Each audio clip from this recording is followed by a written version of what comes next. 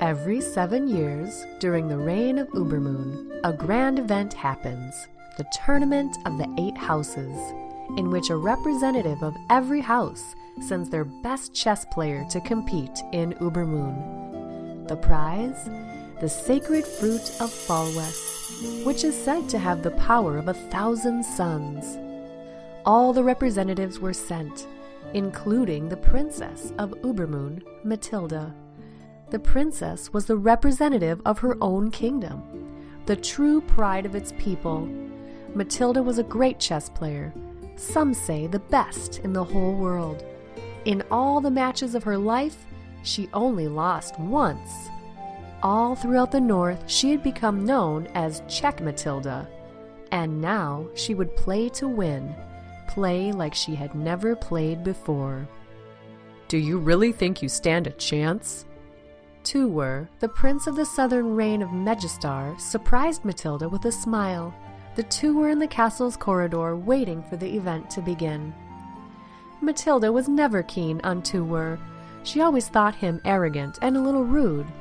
He said it was his way of being funny, but that never convinced her. "And what are you doing so far away from home? You wouldn't be here to play in the tournament, right?" "Wait, are you? Since when do you play chess?" "Oh, I've been training for a few months. I bet I'm better than a lot of people here. Better than a lot of princesses, by the way. Let's go. The event is about to begin." When they both got in the main door, the other 6 players were in the corner of the room, laughing and having fun with each other, until they noticed the two walk in. Suddenly, everyone got quiet, ignoring them. "Why won't they talk to us?" "I think it's because they're the mediocre ones. They like to stick together. One of us is the best, the other the worst." "I think I get it, and thanks for the compliment." "Wow, you're the first person I met that liked being called bad at something." "Hey!" Not long after the tournament began, Matilda and Tuwur were in different brackets, and would only go against each other in the end if they both made it all the way. They were the main focus of the crowd and the other players. Matilda won the first match with ease. In only 7 moves, she cornered the king of a Erelidia player, an instant checkmate. Tuwur wasn't so lucky. Already in his first match, lost in 16 moves to the wizard of Viraveth, who celebrated by letting out tiny fireworks from his wand. "Try next time, Prince." All the other players lasted longer than Tuwur. Half the number of participants to only 4 in the end of the first round. After having a meal between matches, Matilda returned to the main room. She saw Tuwur in a balcony watching the second sunset. He seemed sad, so she tended to him. "Is everything okay, Tuwur?" "Yeah, I trained so hard for this. My house really needed the sacred fruit. We're going through hard times, no livestock or crops. The fruit could help us." "I'm not here for the prize, only to defend my house, and for my love of playing chess. So, what does the fruit actually do?" "They say it grants a wish, but it must be a collective wish, the will of the people. It was made this way so it wouldn't be used for selfish reasons. That's why each reign sends a representative after it. Yeah, and I think I owe you an apology." "An apology? What for?" "I acted in a rather rude way towards you. It probably comes from my upbringing, and, well, doesn't matter. Friends?" Tuwur extended his hand to her. "Well, I think it's about..." "Tuwur, what is it?" "You're coming with me!" Rokgru, the goblin player, was at the corner of the balcony. He grabbed Matilda with his huge hands and jumped off with her. "Tuwur, help!" "Matilda!" That monster, his appearance. Tuwur had heard something about it. Rokgru is his name. He lived in the dark mountains and left his home to hunt every once in a while, always wearing his emerald necklace. He hunts players. He's a player goblin and was always making bets. If a player won their game, they would live. If they lost, they would be devoured. I never thought I would see one of these so-called unlucky goblins in person. But there was no time to lose. He knew where the monster lived. The tournament didn't matter at this point. Nothing else did. I have to save Matilda. It's my duty as a prince. He packed his things and went on a journey to save the princess. But where did Rokgru live in all of the Dark Mountains range? 2 days had gone by. Matilda was trapped in a dungeon, hungry, cold, and worst of all, she had already lost 2 matches, 1 per day.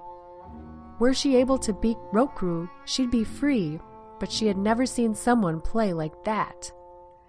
If I lost the next match against him, I'll also lose my life. Rokgru was asleep. Matilda, in her cell, was trying to think of a way out. She had naught but her clothes with her, no stone or piece of wood, nothing, and she knew well that when the sun set, the monster would awaken. He'd awaken, and the third and last game would start. She needed to be quick. How would she... A glass window shattered, and someone came in. It was Tuwur. He was dirty and seemed tired. Tuwur! Be quiet, he might wake up. Sorry, what are you doing here? Oh, I was just passing by to see my old friend the player goblin. I came to save you, obviously. It took me 2 days to find you, but I'm finally here. Now let's Well. If it isn't the chess couple. We're not a couple. Then why have you come to save your beloved Tuwur boy? How do you know my name? I know many things, you see, like how you'll be devoured. Rokgru opened his humongous mouth and jumped toward the Prince Tuwur. Wait, why don't we make this more interesting? And what do you have in mind? A magic contract? If I lose in a game, Matilda and I will be your servants for as long as you wish.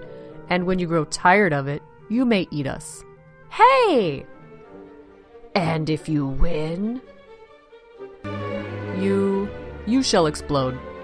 And what game do you have in mind, boy? Of course, chess. The lad who lost in the first round of the tournament? All right, deal. Rokgru extended his hand, now engulfed in a green flame, and as Tuwur shook it, he felt a strong energy running through him. I will leave the 2 of you to your devices whilst I prepare myself for the game. What do you think you're doing? You stand no chance against him. I know, but I was thinking to myself, how does he know so many things? Things he didn't even see happen. I mean, there must be something magical behind it. That must be how he wins his games. I agree, but what grants him this power? It must be something he has on himself, something that can store and keep power. What do you know of foresight magic and extraplanar knowledge? I know that it's wrapped around something natural and that it's usually clear, something that your soul can see through. A gem, like a ruby, or the emerald! Come, the 2 of you, said Rokgru. Matilda's cell opened. It's showtime. Don't try anything funny. They went up to the playing room. The goblin sat on a chair in front of a table in which was a chessboard. Tuwur sat in a chair opposite of him. So, Tuwur, shall we begin? Rokgru clapped and all the pieces appeared atop the board. You may go first. Tuwur looked at the board, then at the monster. His emerald necklace shone in the light of the torches. I don't have all day, human. Get on with it. Tuwur grabbed a pawn, examined it, and pretended to let it fall on the ground accidentally. Oops! The wooden pawn broke into a sharp point. Just what Tuwur wanted. He grabbed the pawn and... Are you gonna play or what? asked the monster, and at this moment, Tuwur through the pawn and broke the goblin's necklace. The emerald didn't break, but a small crack appeared on it. Why would you do that? Let's play by the rules. No tricks. Enough! We had a deal. Which is still on. Come on, I lost my pawn. It's your turn. Matilda grinned, watching the scene. Roku snorted and made his move. And so it was. With the emerald cracked, Roku couldn't see the prince's next move, and as such was unable to put his cheating strategies into action.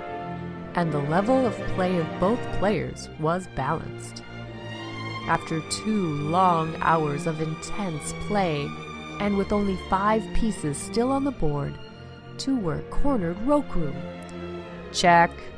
No, wait, Roku moved his king to the left. Tuwur moved his queen 4 squares to the front. Checkmate, I win. Roku exploded in fury. He flipped the table to the side and ran with his mouth open toward Tuwur and Matilda, who in that moment of fear embraced each other. But when he was about to devour him, he exploded into dust. We won! We won, and the two returned to the castle of Ubermoon. 2 days had gone by, and it was time for Tuwur to return to the south. In his bag he carried a prize, bestowed upon him by the king for rescuing his daughter, the sacred fruit of Falwes. Matilda came to him. "Do you think the fruit will save your kingdom?" "I hope so. The will of the people is powerful, you see, and we all dream of a better future." "I see. Will you write me?" "I will." And write he did. 2 months later, Matilda received a letter from Tuwur, brought in by an owl. Opening it, she read a message that went, "Pawn to D3. She chuckled, grabbed her feather, and the game began once again. The end.